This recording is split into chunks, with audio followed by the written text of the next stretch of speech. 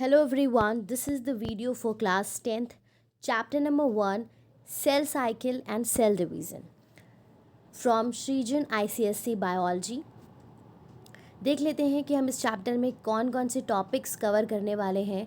तो सबसे पहले हम बात करेंगे सेल साइकिल की, देन सेल डिवीज़न की बात करेंगे कि सेल डिवीज़न नेसेसरी क्यों है एंड सेल डिवीज़न होता क्या है। उसके बाद माइटोसिस एंड उसकी जो स्टेजेस हैं उसके बारे में बात करेंगे। मियोसिस, रिडक्शनल डिवीज़न से हम क्या समझते हैं। Then homologous chromosome and crossing over leading to variation, इनके बारे में डिस्कस करेंगे। क्रोमोसोम्स के बारे में डिस्कस करेंगे एंड माइटोसिस और मियोसिस के बीच में डिफरेंसेस क्या हैं, ये सारी जो टॉपिक्स हैं वो हम कवर करेंगे। यहाँ पे भी आप देख सकते हैं इन सारी चीज़ें लिखी हुई हैं जो भी इस चैप्टर में है। इससे पहले मैंने एक वीडियो डाला था चैप्टर नंबर 1 का, तो वो बुक थोड़ा सा ओल्ड एडिशन की थी, 2018 की थी। तो ये जो बुक है, इसके जो चैप्टर्स हैं ये लेटेस्ट आपका जो सिलेबस है उसके अकॉर्डिंग है। तो सारे चैप्टर्स जो भी अब मैं डालूँगी वो इसी बुक से ही डालूँगी। तो पहला चैप्टर आपका cell cycle and cell division है, फिर दूसरा चैप्टर आपका स्ट्रक्चर ऑफ क्रोमोसोम है, then genetics and so on. तो सारी वीडियोस को लास्ट तक के देखिएगा, लाइन बाय लाइन एक्सप्लेनेशन आपको मिलेगा। उसके साथ साथ जो क्वेश्चन आंसर्स हैं उसका सॉल्यूशन भी मैं आपको प्रोवाइड करूँगी। तो सबसे पहले बात करते हैं cell cycle and the phase of growth and division. तो सेल साइकिल क्या है और ग्रोथ और डिवीजन का जो फेज है वो क्या है। तो each new cell is formed by the division of its parent cell. मतलब आप ये जानते हैं कि जितनी भी सेल्स हैं वो कहाँ से बनती हैं, वो अपने जो पेरेंट सेल हैं उनसे ही डिवाइड होकर के बनती हैं। ठीक है, ये आपने सेल थ्योरी में भी पढ़ा था, ओमिनस सेलुलाe सेलुला, जिसका मतलब क्या है, each cell arises from the pre existing cells. Class 9th में आपने ये पढ़ा था। It undergoes a cell of a cycle of growth and division. अब देखो जो भी सेल्स बनती हैं, ठीक है, डिवीजन से, उनका भी एक क्या होता है, एक मतलब एक प्रोसेस होता है कि उनमें ग्रोथ होगा, फिर आगे जाके वो भी डिवाइड होंगी। So the sequence of events from the end of one cell division, मतलब जहाँ पर एक सेल का डिवीजन कंप्लीट होता है, वहाँ से लेके जब वो सेल प्रिपेयर कर रही होती है अपने आप को दूसरे मतलब आगे और डिविजन्स के लिए, वो क्या रिप्रेजेंट करता है, वो एक सेल साइकिल रिप्रेजेंट करता है। तो आप इसको क्या कहोगे, the sequence of events from the end of one cell division to the end of second cell division, that is called a cell cycle. मतलब जैसे एक सेल डिवाइड हुई, अब उस सेल के डिवाइड होने के बाद वो क्या करती है, अपने आप को प्रिपेयर करेगी, उसमें ग्रोथ होगी और भी कई सारी चीज़ें होंगी। तो जब तक के वहाँ तक की चीज़ ना पहुँच जाए, वहाँ तक के इवेंट्स ना पहुँच जाए कि वो दूसरा डिवीज़न तक के ना पहुँच जाए, तो वो पूरा जो इवेंट होता है बच्चों, वो क्या होता है, सेल साइकिल होता है। ठीक है, the cell cycle starts with the growth of a newly formed cell. तो अभी हमने आपको बताया कि जब एक सेल डिवाइड होकर एक नई नई सेल बनती है तो वहाँ से सेल साइकिल स्टार्ट हो जाती है। तो सबसे पहले जो उसमें प्रोसेस होना शुरू होता है वो क्या होता है, उसकी ग्रोथ होती है। जो नई नई सेल है जो डिवाइड होकर अभी अभी बनी है वो ग्रोथ करेगी, उसकी में ग्रोथ होगी and ends with its division into the daughter cell. और इवेंचुअली उसमें ग्रोथ फेज आया, सिंथेसिस फेज आया, फिर ग्रोथ सेकेंड फेज आता है। अभी आप सारी चीज़ें डिटेल में पढ़ोगे। फिर क्या होता है, वो एक सेल क्या होती है, दो में डिवाइड हो जाती हैं। तो दो में डिवाइड जो हो रही है उसको क्या कहते हैं, टू डॉटर सेल्स कहते हैं, जो दो अलग अलग सेल्स बन गई।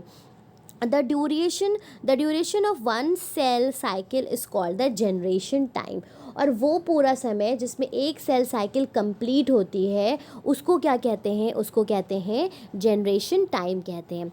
ठीक है, तो उम्मीद है कि यहाँ तक की चीज़ें क्लियर हो रही होंगी। तो वीडियो को एंड तक के देखिएगा ताकि आपको पूरा चैप्टर क्लियर हो जाए। ज़्यादा लेंदी चैप्टर नहीं है, जितने भी पार्ट्स में ये डिवाइड होता है वो सारे पार्ट्स आप देखिएगा एंड लास्ट पार्ट इसके सॉल्यूशन का रहेगा। फिर हम बात करते हैं the length of the cell cycle varies gently in different types of cells. अब देखो अलग अलग तरह की सेल्स जो होती हैं तो उनका जो ये जनरेशन टाइम है, मतलब जो डिवाइड होने का टाइम है, ये क्या है, सबका अलग अलग है।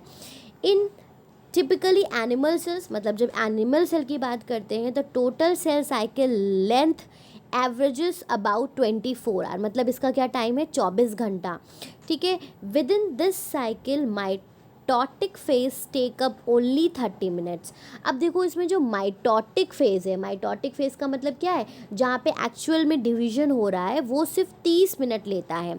With in interphase and animal cells spend roughly 11 to 12 hours in G1 phase, 6 to 7 hour, and S phase in S phase 6 to 7 hours and 3 hours in G2 phase। मतलब ये बताया जा रहा है कि जो उसका मेन डिवीजन है जहाँ पे माइटोटिकली वो डिवाइड कर रही है वो सिर्फ 30 मिनट का होता है। जो 24 घंटे में बाकी कौन से फेजेस हैं, G1 फेज का चीज़ें चल रही होती हैं, देन सिंथेसिस फेज़ का चल रहा होता है, तो उसके बाद G2 फेज़ चलता है। तो सबसे बड़ा फेज़ यहाँ पे क्या है, आपने अभी देखा कि 11 से 12 घंटे G1 फेज़ चलता है, तो ये ग्रोथ फेज़ है और ये क्या होता है, सबसे ज़्यादा बड़ा फेज़ होता है।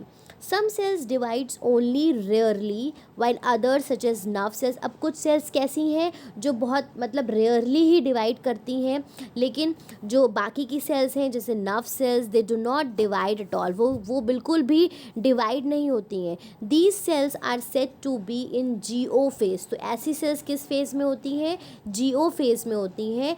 Once dead they are not replaced, और अगर वो सेल्स एक बार मर जाती हैं, ख़त्म हो जाती हैं, तो वो फिर रिप्लेस नहीं होती हैं, ठीक है। तो ये हो गया आपका सेल साइकिल के बारे में। आगे बढ़ते हैं और फेजेस ऑफ सेल साइकिल के बारे में बात करते हैं कि सेल साइकिल के फेजेस क्या हैं। अब फेजेस ऑफ सेल साइकिल की तरफ बढ़ते हैं। तो cell cycle consist of 2 main phases, ठीक है। सेल साइकिल जो भी हमने पढ़ा इसके 2 मेन फेज होते हैं। तो सबसे पहला क्या है, इंटरफेज, जिसको हम नॉन डिवाइडिंग फेज भी कहते हैं, और दूसरा क्या है, डिवीजन फेज। डिवीजन फेज में क्या आता है, कैरियोकाइनेसिस एंड साइटोकाइनेसिस, जहाँ पे एक्चुअली सेल का डिवीज़न हो रहा होता है। तो पहले देख लेते हैं नॉलेज डेस्क में क्या दिया हुआ है। Howard and Pelc divided cell cycle into 4 phases. तो ये जो 4 फेजेस में डिवीजन किया गया है, ये किसने किया है, हॉवर्ड एंड पेल्क ने 1953 में। G1 phase, S phase, G2 phase and mitotic phase, ठीक है। Letter G is use to denote growth phase और गैप फेज। जो G यूज़ किया गया है ये ग्रोथ फेज या गैप फेज शो करता है, S फेज शो करता है synthetic phase, and M show करता है माइटोटिक या फिर डिवीजन फेज। तो ये सारी चीज़ें अभी आप डिटेल में भी देखोगे। तो अब हम बात करते हैं कि जो 2 मेन फेज़ है हमारे, इंटरफेज़ एंड डिवीजन फेज़, उसको डिटेल में स्टडी करते हैं। तो सबसे पहले आता है इंटरफेज़। इंटरफेज़ को नॉन डिवाइडिंग फेज़ भी कहते हैं। क्यों नॉन डिवाइडिंग फेज़ कहते हैं, क्योंकि यहाँ पे सेल डिवाइड नहीं हो रही होती हैं। Interphase is the non dividing phase और द प्रिपरेटरी फेज़। मतलब प्रिपरेटरी फेज़ का मतलब क्या है, यहाँ पे सेल अपने आप को तैयार कर रही है डिवीजन के लिए। It lies between 2 successive cell division. 2 cell division के बीच का जो फेज़ होता है जिसको नॉन डिवाइडिंग फेज़ कहा जाता है या फिर इंटरफेस कहा जाता है। During this phase before entering the division a cell, मतलब ये वो समय है जब सेल डिवीज़न में जाने वाला है, मतलब डिवाइड होने वाली है, उससे पहले ही अपने आप को प्रिपेयर कर रहा है। किस तरह से प्रिपेयर कर रहा है, prepare itself for division by synthesizing the protein required during cell division। मतलब ये अपना जो प्रोटीन है उसको सिंथेसाइज कर रहा है जो कि सेल डिवीज़न के वक्त जिसकी ज़रूरत पड़ेगी। रेप्लिकेटिंग इट्स DNA मॉलिक्यूल, और अपना DNA मॉलिक्यूल को क्या कर रहा है, रेप्लिकेट कर रहा है, क्योंकि अभी सेल क्या होगी, 2 में डिवाइड हो जाएगी, तो रेप्लिकेशन ज़रूरी है, तो उसको क्या कर रहा है, डबल कर रहा है। Forming daughter chromatids from DNA and histone, और क्या फॉर्म कर रहा है, डॉटर क्रोमैटिड्स का फॉर्मेशन इसमें हो रहा है। तो क्रोमैटिड्स क्या है, जो क्रोमोसोम्स होते हैं उनके जो थ्रेड लाइक स्ट्रक्चर्स हैं उन्हीं को ही हम क्रोमैटिड्स बोलते हैं। तो जो इस तरह के थ्रेड लाइक स्ट्रक्चर्स क्रोमोसोम्स में हैं, जो सेंट्रोमेयर से अटैच्ड होते हैं बीच में, उनको हम क्रोमैटिड्स बोलते हैं। तो वो क्या फॉर्म करते हैं, डीएनए और हिस्टोन से क्रोमैटिड्स का फॉर्मेशन हो रहा होता है फर्दर आगे के जो प्रोसेसेस हैं उनके लिए, ठीक है। Interface is divided into 3 phase. अब इस इंटरफेस को 3 फेज में डिवाइड किया गया है। कौन कौन से phase, G1 phase, S phase and G2 phase, ठीक है। ये 3 फेजेस में डिवाइडेड है। अब आप यहाँ पे जो ये डायग्राम बना हुआ है यहाँ पर से भी देख सकते हैं, जस्ट अ सेकेंड। तो ये सबसे पहला क्या है, G1 फेस है, फिर ये S फेस है, फिर ये G2 फेस है। तो ये हमारा पूरा जो इतना यहाँ से ये आता है ये वाला पोर्शन, ये आपका क्या है, इंटरफेस है इस तरफ का। एंड ये सिर्फ छोटा सा जो टाइम है, ये क्या है, जो इसमें 1 घंटा लिखा हुआ है, ये क्या है, ये डिवीजन फेस है, ठीक है। तो ये पूरी क्या है, ये जो पूरा डायग्राम बना हुआ है ये सेल साइकिल का डायग्राम है। अब देखते हैं कि G1 फेस क्या होता है। तो G1 फेस को ग्रोथ फेस भी कहा जाता है या फिर गैप फेस 1 इसलिए क्योंकि भी नीचे भी एक हमारे पास G2 फेस है। तो it is a face of active growth. ये वो समय है जिस वक्त सेल बहुत तेज़ी से ग्रो कर रही होती हैं। The young daughter cells grow in size, मतलब यंग डॉटर सेल क्यों कहा जा रहा है, क्योंकि ये नई नई डिवाइड होके आई हुई हैं, यंग डॉटर सेल्स हैं जो कि अपना साइज़ में ग्रो कर रही होती हैं। It actively सिंथेसाइजेज RNA and protein. तो उसमें आरएनए और प्रोटीन का जो सिंथेसिस है वो बहुत ज़ोरों से चल रहा होता है। DNA content remain unchanged. अभी यहाँ पर मतलब ये जो पहला G1 फेज है, डीएनए का जो कंटेंट है वो वैसे ही है, यहाँ पे रेप्लिकेशन नहीं हो रहा है। It is one of the longest and most variable duration. जो G1 फेस है ये सबसे ज़्यादा लंबा होता है। अभी हम लोगों ने टाइम डिस्कस किया था कि जो G1 फेस का समय है वो क्या है, 11 से 12 घंटे। यहाँ पे भी अगर आप देखोगे तो 11 घंटे ही लिखे हुए हैं। तो ये क्या है, ये लॉन्गेस्ट फेस है, सबसे बड़ा फेस है। Then the cells which stop dividing enter the GO phase. और वो सेल्स जो डिवाइड नहीं होती हैं वो क्या होती हैं, वो GO फेज में चली जाती हैं, ठीक है। उसके बाद हम सेकेंड फेज पे आते हैं जो कि हमारा S फेज है। S फेज को सिंथेसिस फेज भी कहा जाता है। अब देखो ये 7 घंटे का होता है, 6 से 7 घंटे का सिंथेसिस फेज होता है। इसको रेप्लिकेशन और duplication of DNA and synthesis of histone protein, ये बहुत इंपॉर्टेंट है। यहाँ पे क्या हो रहा है कि डीएनए डुप्लीकेट कर रहा है, अपने जैसी एक कॉपी और बना रहा है, और हिस्टोन प्रोटीन जो डीएनए पर होते हैं वो भी सिंथेसाइज हो रहे होते हैं, ठीक है। Each chromosome now has 2 chromatids, मतलब अब जो क्रोमोसोम्स हैं वो इस तरह का शेप ले लेते हैं। तो ये बीच में सेंट्रोमियर होता है और इस तरह के 2 इनके क्रोमैटिड्स बन जाते हैं, ज्वाइंड बाय द सेंट्रोमियर। तो ये सेंटर वाला सेंट्रोमियर था और ये जो फिंगर लाइक स्ट्रक्चर्स थे ये क्या थे, ये इसके क्रोमैटिड्स थे। तो सिंथेसिस फेज में क्या होता है कि डीएनए रेप्लिकेट होता है और क्रोमोसोम्स जो है वो क्या करते हैं, क्रोमैटिड्स फॉर्म कर लेते हैं। फिर हम आते हैं G2 फेज पे, जिसको ग्रोथ फेज 2 या सेकेंड गैप फेज भी बोला जाता है। During this phase the cell accumulate protein and other material and get ready to start cell division. अब ये वो समय है जिस वक्त थोड़ा सा प्रोटीन का एक्यूमुलेशन होता है, थोड़ी ग्रोथ और होती है, और सेल क्या करती है अपने आप को, मतलब जो फाइनल इसकी प्रिपरेशन होती है वो कंप्लीट करके फिर ये आगे माइटोसिस के फेज़ में जाने लगती है, मतलब डिवीजन के लिए अपने आप को फाइनली यहाँ पर ग्रोथ फेज़ 2 में प्रिपेयर कर लेती है, ठीक है। तो ये हमारा इंटरफेस कंप्लीट हो जाता है बच्चों। फिर हम आते हैं डिवीजन फेज़ पे। अभी हमने बात करी थी ना, सेल साइकिल में 2 फेज़ हैं, interface and division phase. Interface के सब डिवीज़न हमने पढ़ लिए, growth phase, synthesis phase, growth 2 phase, ठीक है। अब हम पढ़ेंगे division phase. So in this phase of cell cycle that is the cell divides into the daughter cell. अब एक्चुअल जो डिवीजन है वो यहाँ पे होता है। इट इन्वॉल्व्स 2 मेजर इवेंट्स, 2 इसमें मेन इवेंट्स होते हैं जिसको कहते हैं कैरियोकाइनेसिस। कैरियोकाइनेसिस का मतलब है न्यूक्लियस का डिवाइड होना। तो भैया सेल कैसी होती है, ऐसी सेल होती है सेंटर में न्यूक्लियस होता है। तो सबसे पहले क्या होता है, न्यूक्लियस डिवाइड होता है। तो इस न्यूक्लियस के डिवाइड होने को कहते हैं, ये 2 बन जाते हैं, इसको कहते हैं कैरियोकाइनेसिस। फिर ये बाहर का साइटोप्लाज्म डिवाइड होता है तो उसको कहते हैं साइटोकाइनेसिस। तो सबसे पहले क्या आता है, कैरियोकाइनेसिस जो कि न्यूक्लियस का डिवीजन है। फिर आता है cytokinesis that is the division of cytoplasm. तो होप सो कि यहाँ तक की चीज़ें आपको क्लियर हो गई हैं। अब हम लोग आगे की उसमें माइटोसिस के बारे में पढ़ेंगे, तो वहाँ हम लोग डिटेल डिटेल में पढ़ेंगे कि न्यूक्लियस जो डिवाइड होता है, जिसको हम कैरियोकाइनेसिस कहते हैं, एक्चुअल में उसमें क्या क्या चीज़ें अंदर हो रही होती हैं। ठीक है, तो उससे पहले हम देख लेते हैं कि सेल डिवीज़न क्या है एंड सेल डिवीज़न नेसेसरी क्यों है। तो cell division is a process in which parent cell divides into two identical cell. Identical का मतलब क्या है कि एक जैसी, उन दोनों के बीच में कोई भी डिफरेंस नहीं है। तो एक सेल से क्या होती हैं, दो डॉटर सेल्स बनती हैं जो कि कैसी होती हैं, एक दूसरे के एकदम सेम टू सेम, हू बहू, identical. both the daughter cells just a second, both the daughter cells have an exact copy of hereditary material present in the parent cell। अच्छा, जो हम लोग ये कह रहे हैं आइडेंटिकल, तो आइडेंटिकल का मतलब क्या है कि सेल्स में जो डीएनए, जो जेनेटिक मटेरियल था, वो डिवाइड हो गया दो में। अभी हम लोगों ने सिंथेसिस में पढ़ा ना कि डीएनए क्या कर रहा है, रेप्लिकेट कर रहा है, अपने जैसा एक और बना रहा है। तो जो सेल्स बनती हैं दो, उनमें वही डीएनए होता है। तो कैरेक्टर्स तो उनके सेम टू सेम होते हैं क्योंकि हेरिडिटरी मटेरियल क्या है, सेम है। इन unicellular organism it is a mean of reproduction. अब यहाँ पे ये बात आपको याद रखने वाली है कि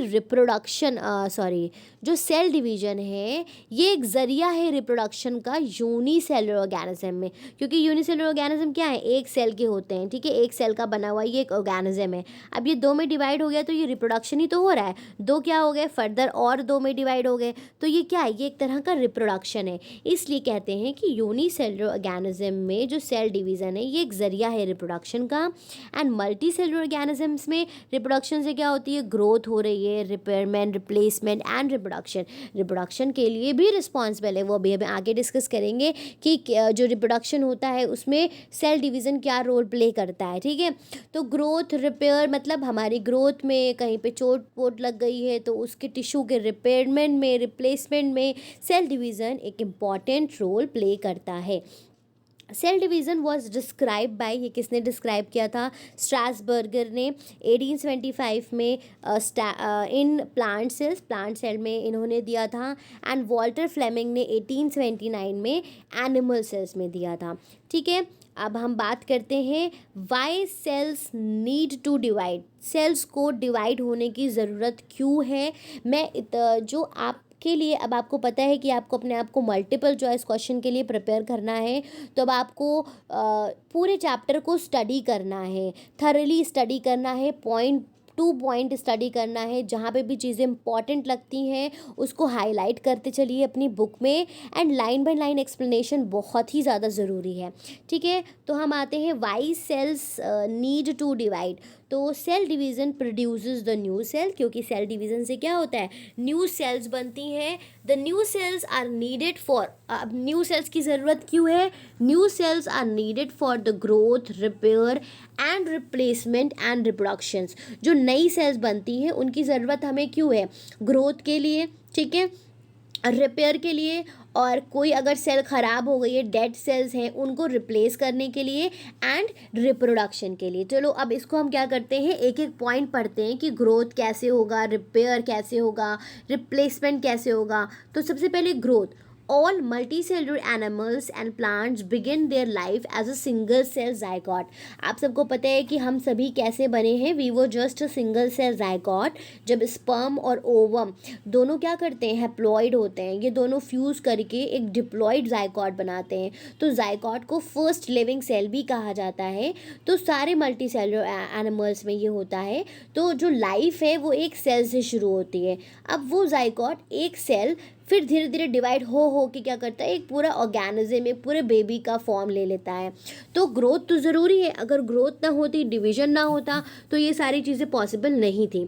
this single cell divides and redivides to produce a clusters of cells. मतलब ये डिवाइड होती हैं, फिर डिवाइड होती हैं, फिर डिवाइड होती हैं, और पूरा झुंड बना लेती हैं सेल्स का।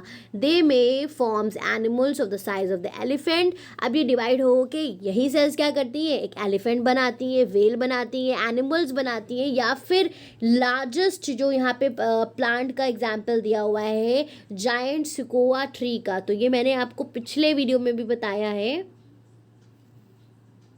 कि जो ये जायंट सिकोआ ट्री है ये क्या है, ये रेडवुड ट्री है। और ये दुनिया का सबसे लंबा ट्री है। इसकी हाइट क्या है, 300 फीट लंबी। तो वो भी तो कहीं ना कहीं कैसे बना है, सीड से ग्रो करके। तो एक उसकी शुरुआत भी तो एक सेल से ही हुई है ना। तो ये यहाँ पे क्या बताया जा रहा है कि डिवीज़न हो के इतनी बड़ी बड़ी चीज़ें बन जाती हैं, चाहे वो वेल हो, चाहे वो एनिमल्स हो, चाहे वो ह्यूमंस हो। This increase in size is due to the increase in the number of the cell. तो ये जो साइज़ बढ़ रहा है, ये कैसे बढ़ रहा है साइज़, क्योंकि सेल्स बढ़ रही हैं बाय रिपीटेड सेल डिवीज़न। किसके ज़रिए सेल बढ़ रही हैं, क्योंकि बार बार सेल डिवीज़न हो रहा है। तो ये हो गया ग्रोथ। उम्मीद है कि आपको समझ में आ गया होगा। उसके बाद हम बात करते हैं रिपेयर की। So at the site of injury, cut, fracture, the new cells are needed to heal the wound, to replace the damage tissues और to fill the gap between the broken surfaces. मतलब कि कहीं पे भी चोट लग जाए, फ्रैक्चर हो जाए, तो जो ज़ख्म है, वुंड है, उसको रिपेयर करने के लिए नई सेल्स की हमको ज़रूरत होती है। फिर आता है रिप्लेसमेंट। तो हमारी बॉडी में 3 बिलियन सेल्स हर मिनट मर जाती हैं। तो इतनी ही हमें अमाउंट में सेल्स की ज़रूरत भी होती है। तो उनको रिप्लेस कौन करेगा, जब नई सेल्स बनेंगी तो वो नेचुरली हमारी बॉडी में क्या होती हैं, रिप्लेस होती रहती हैं। ठीक है। और डेड सेल्स अगर आप देखना चाहते हो तो जैसे हमारे पैर की जो एड़ी होती है, वहाँ पे जो खाल जमती रहती है, वो क्या है, एक्चुअली में वो डेड सेल्स हैं। अगर अपने अपने पैर आप साफ़ नहीं करोगे तो आप वो लेयर्स देख सकते हो वहाँ पे डेड सेल्स की ग्रो होते हुए। तो वो हमारी बॉडी से रिप्लेस होती जाती हैं, क्योंकि वो डेड सेल्स हैं और इवेंचुअली न्यू सेल्स बनती हैं और वो सेल्स हमारी बॉडी से ख़त्म निकलती जाती हैं। उसके बाद आते हैं रिप्रोडक्शन के लिए। So cell division is necessary for the reproduction in all living organism. जितने भी लिविंग ऑर्गेनिज्म हैं सब में सेल डिवीज़न ज़रूरी है। यूनिसेलुलर ऑर्गेनिज्म में mitotic cell division produces the daughter cell. अब देखो ये ध्यान से समझो, जो यूनिसेलुलर ऑर्गेनिज्म है मतलब एक सेल के बने हुए, जैसे अगर हम अमूबा का एग्जांपल लेते हैं तो वो क्या करेगा, वो डिवाइड करेगा और 2 अमूबा यहाँ पे बन जाएंगे। तो यहाँ पे लेकिन कौन सा डिवीजन हो रहा है, माइटोटिक सेल डिवीजन हो रहा है। तो यूनिसेलुलर ऑर्गेनिज्म में माइटोटिक सेल डिवीजन क्या है, रिप्रोडक्शन का जरिया है। लेकिन जब हम मल्टी सेलुलर ऑर्गेनिज्म की बात करते हैं, मतलब हम लोग जितने भी मल्टी सेलुलर ऑर्गेनिज्म हैं, इनकी जो रिप्रोडक्टिव सेल्स होती हैं, रिप्रोडक्टिव सेल्स का मतलब जो हमारी गैमीड्स हैं, they are formed inside the reproductive organs. वो कहाँ बनते हैं, जो गैमीड्स हैं वो रिप्रोडक्टिव ऑर्गन्स के अंदर बनते हैं। रिप्रोडक्टिव ऑर्गन्स को ही गोनैड्स कहते हैं। और किस डिवीज़न के ज़रिए बनते हैं, मियोटिक सेल डिवीज़न के ज़रिए बनते हैं। तो हमारी बॉडी में मियोटिक सेल डिवीज़न कहाँ होता है, जहाँ पे ये गैमीड्स का बनना हो रहा है। तो गैमीड्स जो बनते हैं, रिप्रोडक्टिव सेल्स जो बनती हैं, वो मियोटिक सेल डिवीज़न से बनती हैं, माइटोटिक से नहीं। ठीक है।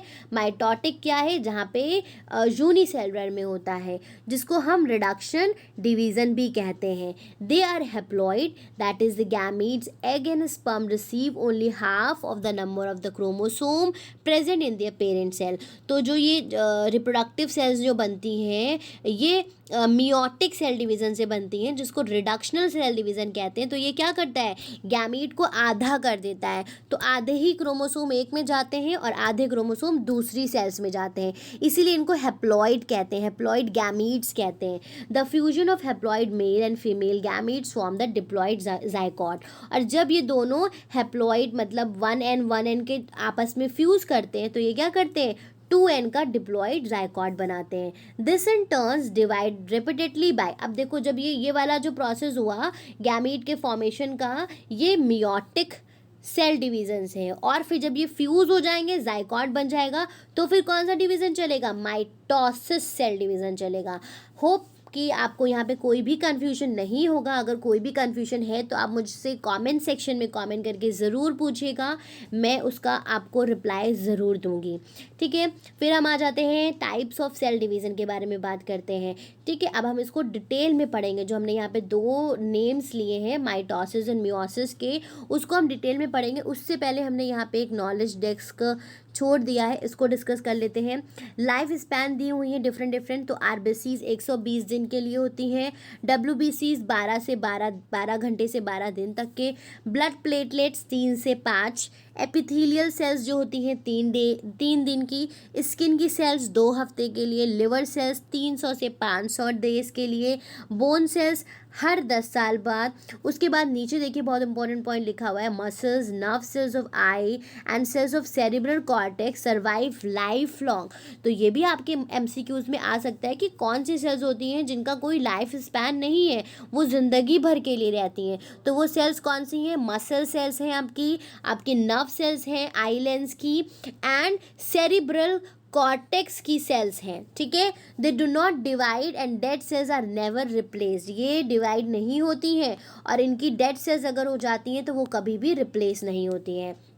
तो ठीक है, तो ये सारी चीज़ें हमने डिस्कस कर ली हैं। अब इसके बाद हम बात करेंगे टाइप ऑफ सेल डिवीज़न की, जो कि हम डिस्कस करेंगे इस चैप्टर के सेकंड पार्ट में।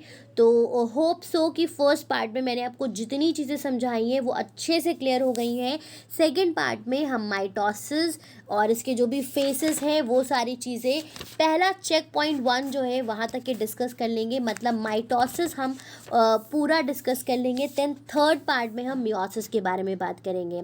Thank you everyone for watching the video. Have a great day.